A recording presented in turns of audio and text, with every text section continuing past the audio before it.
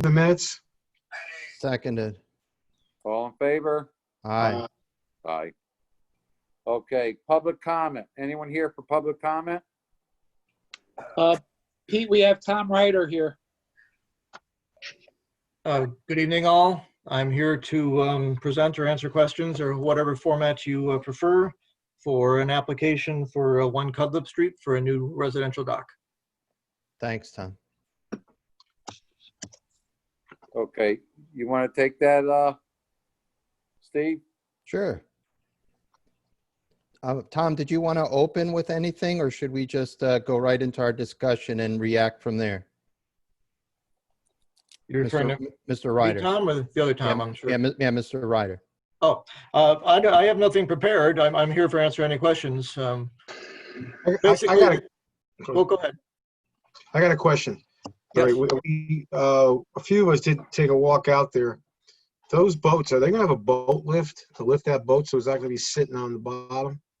Because you look across in Darien, there's quite a few boats just sitting on the bottom over there. Right. No, they're not. We've talked about that with DEP.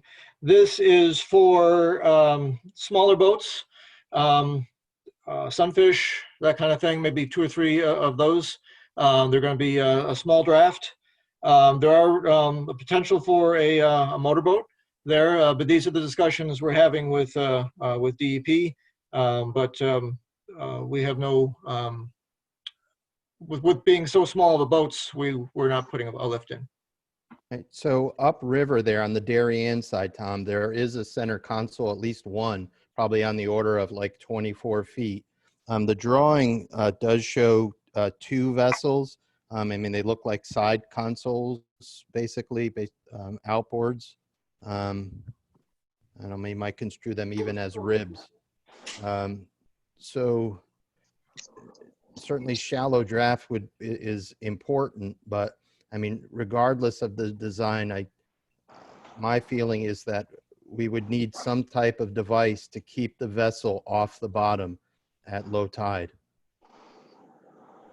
Okay, I will. Well, this is all going to be okay. That's fine. And the way this works, you guys are all familiar with that. Is you provide your comments, and then I have to negotiate that with DEP.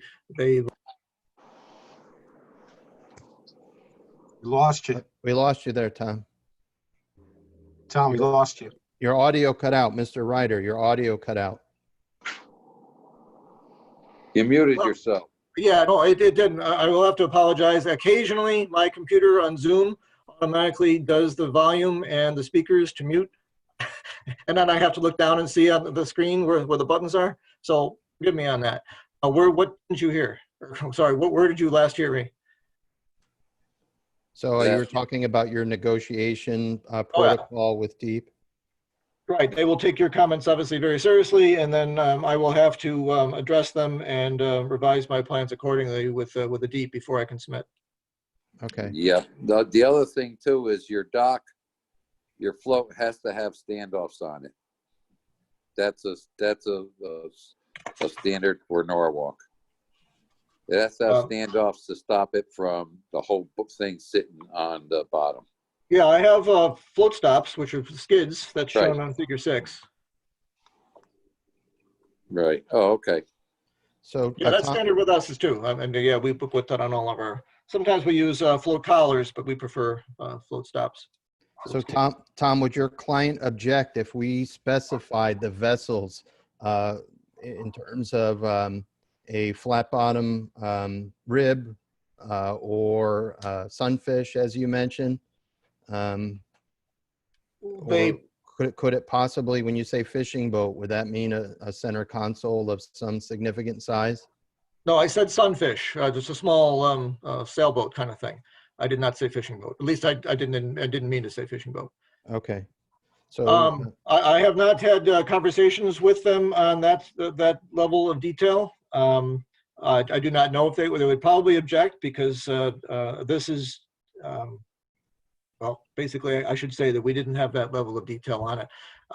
This is meant for smaller vessels, that kayaks, small sunfish, small boats like that.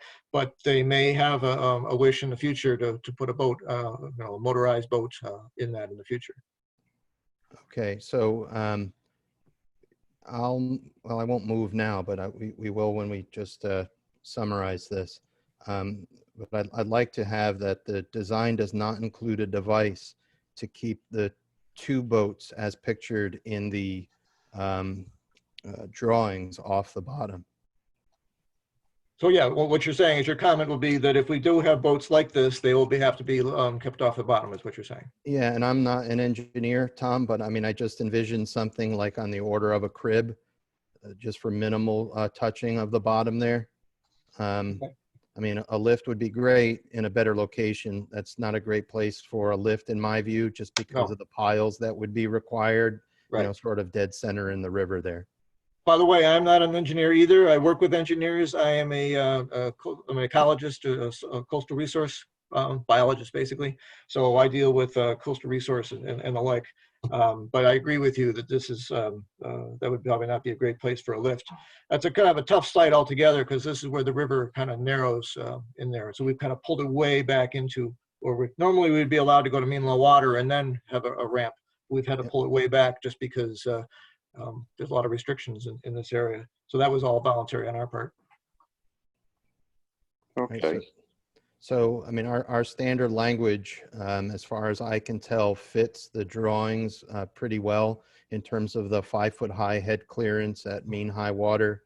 Mhm. That probably is the most important. Mr. Johnson mentions the 18-inch minimum standoffs, which is a land tech standard, so that's not an issue.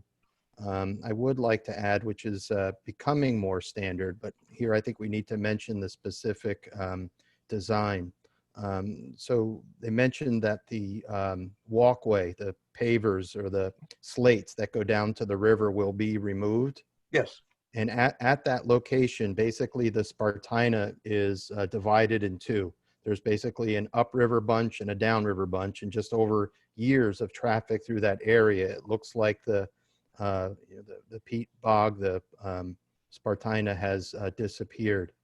It was a little bit difficult for us to tell where the waterward piles, the most waterward piles would be in relation to that Spartina, but it would be my recommendation that Spartina be remediated such that that upriver and downriver clump is joined in the future at the end of the project. Well, if I may, I do have a comment on that. Is all the Spartina is there? It was planted 2 years ago by the homeowners. Great. They actually, you can see, I kind of see they're in clumps, and the reason for that is because they put them in. They planted them. In fact, they freaked out a little bit when we started putting a dock in there, and I told them that they couldn't put it over vegetation, and they went, "Oh my gosh, we just spent all this money, and now we're hurting ourselves." I said, "No, there seems to be a good area right through here with the existing trail that we can put it right in." And I met out there with the DEP, and they agreed, and we all went back and forth on a number of different locations, and this is what DEP and us agreed on. But the reason we did that was because the break in the vegetation, and also I should also mention, not only did they plant the vegetation along the shoreline, but on the other lots, which is lot 9, which is to the east here. I can't share the screen, but if I should, there's a couple pictures I have that whole area to the east there has all been, the restoration of the tidal wetland was all just redone. Yeah. So they're kind of really big into their tidal vegetation and restoring it all. So just But as a common thread here. No, thanks. So, I mean, it's, well, the waterward terminus of the pier will essentially be aerial right there where it connects to the ramp. So, Yes. yeah, so it would essentially bridge that Spartina area. So, I mean, my recommendation would be, I don't suppose that the other two commissioners will join, that be continued, just to create a continuous wall there. And there was some evidence that it was being remediated in some way. Mhm. Down the walkway, I could tell that there was a plug maybe 6 or 8 inches in diameter or something like that that had fallen out and just Okay. washed down there from the winter. But yeah, I mean, I think that would be a great thing to have that walled with Spartina. would be Well, great. as you know, the DEP not only requires the 5-foot high for pedestrian use, but also they require elevation to be 1 foot above, the vegetation, so that the vegetation can grow underneath it. So the intent of this whole thing is to have these planted plugs go in there and then have them self-colonize along the shoreline. So we're kind of in line with your wishes already. And what's their source, Tom? Do you know? Are these Vermont products, this Spartina? I did not ask because they had a different landscaper. I was not part of that, but I would ask. I would think it's probably Long Island, or what's the supplier down in Long Island? Pine Barrens. Okay, but it's a product that has been used here locally before in our general area. Yes. Okay. Because this, I don't know specifically about that. I do about that. What I'm saying is that the DEP was overseeing the restoration of the tidal wetlands on the eastern side, and they had very specific requirements as to what can go in there. So I would assume the landscaper would probably use the same products along this area. Okay. All right. Anyone else have anything to say? No, so I'll put a motion on the floor that we'll cover this with our standard language to add that the design does not include a device to keep the boats off the bottom, and that we will not recommend piles, but some crib-like device. And lastly, that we'll recommend Spartina continuity from the upstream and downstream clumps underneath the waterward terminus of the pier. All right, I'll second that. Well, He just got yeah. any discussion on it? I got you, Pete. Is there any discussion? All right, all in favor of it? Raise your Aye. hand. Aye. Aye. Nick? Nick? Okay. Looks like he's frozen. Yeah, All right. We're good, so passed. Okay. How Okay. about treasurer's report? Well, I was going to say thank you all for your time on this. I'll Okay, yeah, log out sorry. now. Enjoy the rest of your evening. Thank you, Tom. Thank you. Thanks for coming. Pete, I got the treasurer's report for May. Balance to start was $18,941.82. The only action for the entire month was paying the phone bill for $85.64.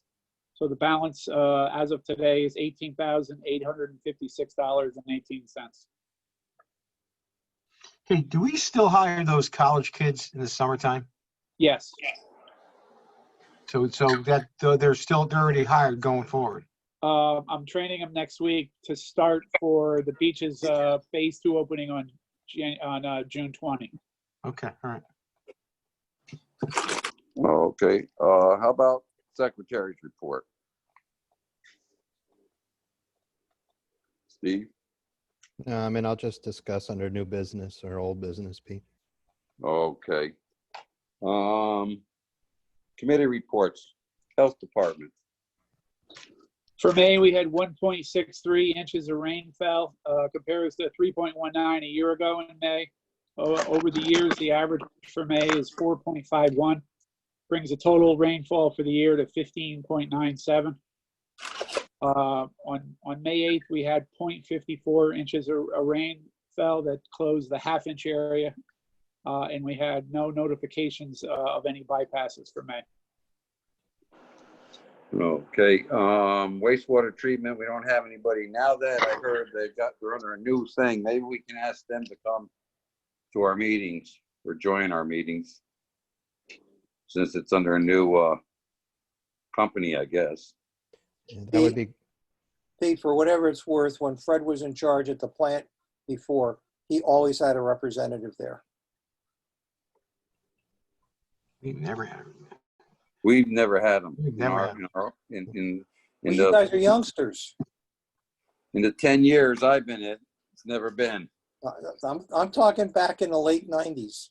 Yeah, well, we hope we can get these people to show up for them. That would be nice. All right. I'll try to see if I can talk to them. All right, water quality. Okay, we had we had a short meeting again today. And mostly what came up in discussion was, first of all, the fact that DOT is having a public meeting on Zoom for a review of what's going to happen at Manresa. They plan on using Manresa as a staging area for the bridge. The meeting is, I think, at 6 o'clock in the evening, and it's on Zoom. If anybody would like to participate on that, send me your email address, and I'd be happy to send you a copy of it.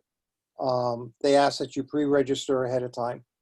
You have a shellfish bed that's right to the west of Manresa, and literally all around it. But you also have it's a breeding area for manna shrimp, as well as for, oh God, I just lost it. Diamondback terrapins. Diamondback terrapins, thanks. Thanks. The other thing we covered was the Department of Aquaculture is not going to do any testing of shellfish for the COVID-19. The reason being, COVID-19 appears to be a total respiratory disease, and there seems to be no entry to digestive systems, at least so far.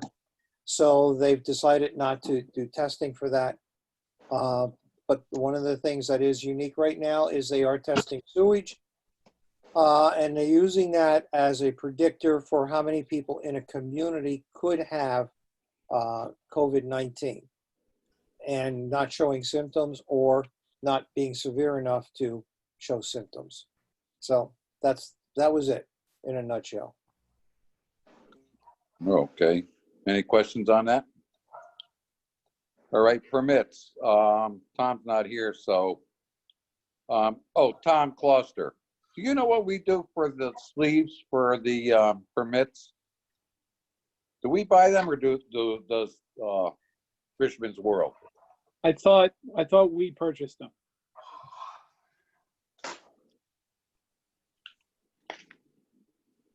You know where from? Steve, I thought it was from the same printer that we printed the permits for. I don't think so. Okay. I can ask.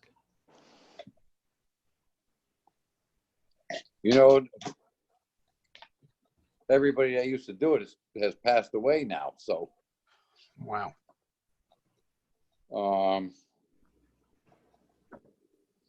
I'll see if I can get hold of Ricky Mola and ask him. He might know. Okay. So. His daughter's the one that asked for him, that's why. All right, and now.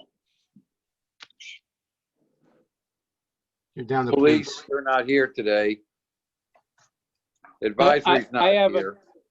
I have a comment, Pete, from police. Sergeant Okay. Lepac emailed me that they had 12 hours of patrol for May, no arrests, one verbal warning for digging bait out by the sandbar at Cap Pasture. Okay. Advisory's not here. Yeah, no, Dave. No, Dave. He don't even know how to use one of these things. Harbor management. Who do we have here for that? John and Tony. Well, you guys were on the call the other night. Not too much is really going on. We're still going back and forth with the DOT. Manresa came up on our meeting the other night too, and a lot of slipping and sliding. And you guys mentioned earlier at water quality about Eversource going to the siting council, and they haven't really seen any of us yet. So that's it. Tony, you want to add anything? No, I think you covered it. I mean, it's typical. We have all these balls up in the air. Everything's still in standing holding patterns. So, but I think you covered it, John. Okay. Make a motion to accept the committee reports. I make a motion to accept the committee reports. Second motion? Can I be heard? Dave? Okay, we heard you, Nick. Huh? We're all, yeah, all in favor. Okay, you all in Aye. favor? Aye. All right. Old business, Walk Bridge, Eversource, etc. Only to mention that for Jeff's comments in water quality, that there will be an informal meeting with DEEP to discuss the turbidity data in terms of the permit conditions based on the data and report from our consultant, Professor Tom Hart, TBD. Okay. As far as the fees go, I think we still got to put it on hold until we can have a meeting with the shellfishermen. Yeah, and I think we need a deep dive into our books just to do some back calculating, which is hard to Right. do right now. Yeah. So we got to wait for Tom and talk to him. Probably going to have to do that in an executive meeting and first, and then determine what we're going to do after we talk to the shellfish. All right. How about new business? Just a couple of quick things from me, Pete. So last night at Harbor Management, I brought up the issue of the Donovan Boat Center ramps being blocked by Jersey barriers when the facility is not open on the limited hours being posted by Rex and Park right now. I feel that this is not just a launching ramp, but is also a means of egress. And those Jersey barriers there on off hours is akin to putting a chain and a padlock on an emergency exit. Someone's down there at 4 or 5 o'clock in the morning and their boat's going down. They need to pull it out. That's the way to do it. If the boat goes down, not just a loss of property and a heartbroken person, but environmental damage from what may come from that boat. And there was a motion put on the floor, seconded and approved by Harbor Management, and Harbor Management through the Mr. Stedman will be constructing a letter to send to Rec and Parks. Does I Rec think and we Park should- know about it? Yes, Does Park and Rec, they know about it. Nick Roberts knows about it. yes. What was his response? I don't know. I mean, He knows what they're doing, what their hours are. I don't know if it's him that's making the determination or they haven't pushed back from the higher echelons, putting down the orders to block it. But we're gonna make it known, and we have the harbor master and the Marine Police backup that it becomes a safety issue. So we're gonna push back and see what happens.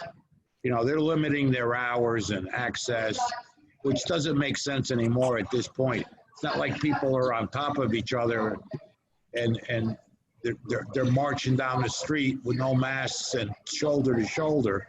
They can do that, no problem. But normal people that want to do recreational boating have an issue. yeah. So It's just ridiculous.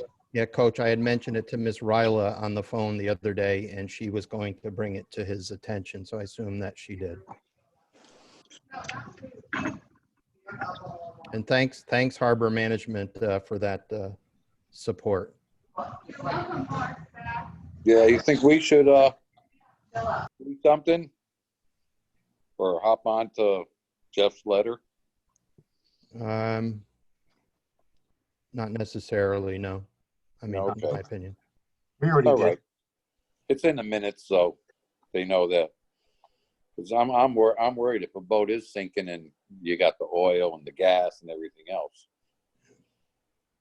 Pollution. I have another issue, but guys, you can throw one in there if you like.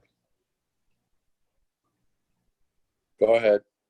Okay, so not to harp on Rec and Parks tonight, but they wish to close the recreational beds at Calf Pasture and Shady that we and Aquaculture had opened. And this is also in line with the DEEP's policies. They opened trout fishing, and not only did they open it, but they opened it early. And I am a coronavirus scientist, and I do not understand why this is being closed at this time. It doesn't seem to make biological, epidemiological sense. Did you get a response from them why they closed it? No, not a why, just that it had gone to His Honor's office, and Josh Morgan posted a quote saying that they wished for the beach to be closed and that for the other areas to be open. Pete, do you want to comment on that with respect to boat ownership? Well, what they're basically saying is, if you own a boat, you can go clamming. Because you could take a 16-footer, come right around the beach, drop the anchor, get off the boat, and clam right there. And elsewhere. And you can clam Betts Island. They already, on their thing they wrote, you can still clam Betts Island Bay. Boats can go out and clam. You know. Do you know when the clamming Crow Island. opens? I'm sorry, go ahead, Nick. When does the clamming open? Because my son called me tonight and said that it opened June 20th. Right. So in terms of phase 2, that was the position that the mayor's office was interested in, to be opened at the beach for phase 2. June 20th. That's the mayor's office's position. Mm-hmm. Okay, I was just passing it on because somebody, and I forget who called him to tell him, because they thought he was me, to let him know that it would open up June 20th. Well, here's the funny part about it. You use a 6-foot clam rake when you're clamming. So who's going to be near you? You know what I'm saying? Good point. It's like, no one understands why. We understand swimming, kids jumping together and everything else. But on clamming, you're not going to be near someone. You're going to get in your area. You don't want anyone near you to come there anyways. You're telling the mayor okayed that too? That's just. Yeah, the quote was the mayor's office. I mean, I frankly don't know if His Honor knows anything about it at all, Joe. Everything goes by phases, and that's what they're relying on, and the phases are determined by the governor, and our governor determines his phases by what Como does.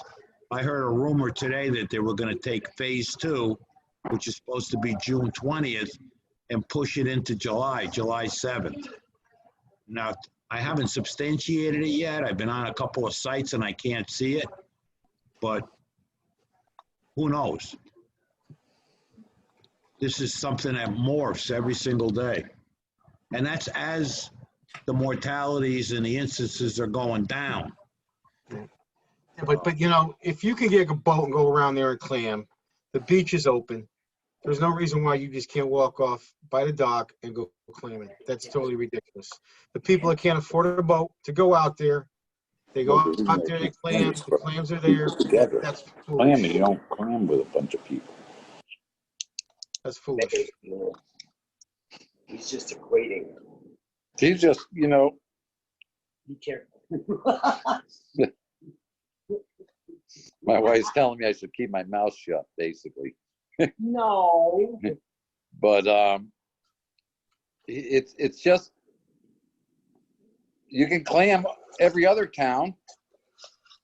I haven't heard them stop clamming in Westport. I think there's a misunderstanding, guys. There's no way. This is too simple. It's just, you know, I understand exactly what you're saying about the phases, and I kind of heard the same thing, that they're going to take that phase and back it into that first week of July. I didn't go looking for it, but I did hear the same thing today. But that's not the point. The point of the matter is, it's idiotic. You need a boat. You can clam the same place. There's people on the beach. You're 6 feet apart. You walk off. You're 6 feet apart. You get in your car and you have clams. We're depriving some citizens and all can go and clamming because they don't have a boat. That's ridiculous. And That's who's basically enforcing? what you're doing. Yeah. Are you telling me the cops are enforcing that? No comment.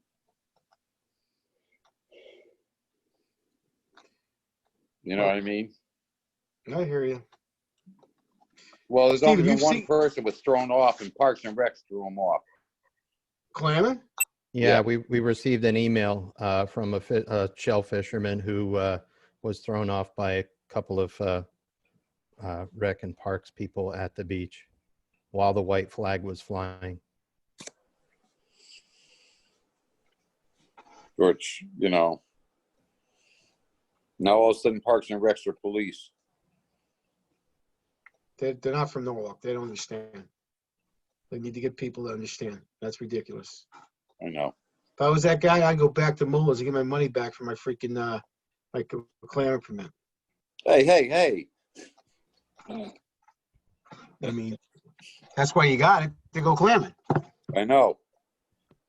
It's, Oh, Jesus. All right, let's continue. I do have one question. okay. I am just curious, what is the water temperature right now? Oh, approximately 60 degrees. Yeah, the 5 Mile River was 62 the other day. It's climbing. You'll be able to go swimming in August. I'm going clamming off Cat Pasture.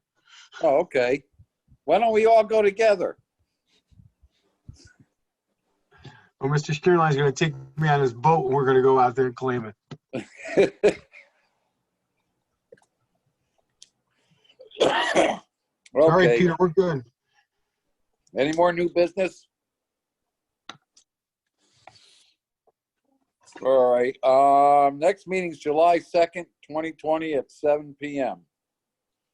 Or I hope we can meet, 7:15. or yeah, one or the other. So Hey, call the quick, meeting to, well, one second, just a quick question for Tom. Tom, have you heard anything about the use of Zoom in perpetuity, let's say beyond the pandemic crisis? No, I haven't. I just know that the buildings are closed, so the meetings can't be held as in the past until at least a few months from now, and then they'll make that call after that. Yeah, I mean, it's interesting. It would be interesting to be able to continue this in the future. I mean, other municipalities do it. Right. So It's great to have as an option, absolutely. thanks. that person that just stuck her head in was my future daughter-in-law. Where's Eric? Probably home sleeping. Where's Eric? I'm watching Naked and Afraid. They're watching Naked and Afraid. Hey, Joe. Hi, how are you? Good, how are you? Good. Okay, next meeting, July 2nd. Either 7 or 7:15. It'd be 7:15. A motion to adjourn. Second. Second, all in favor? All right. Aye. Okay, Aye. guys, Take care, everyone. Be safe. be good. Thanks. Bye. Hi, Joey. Take care.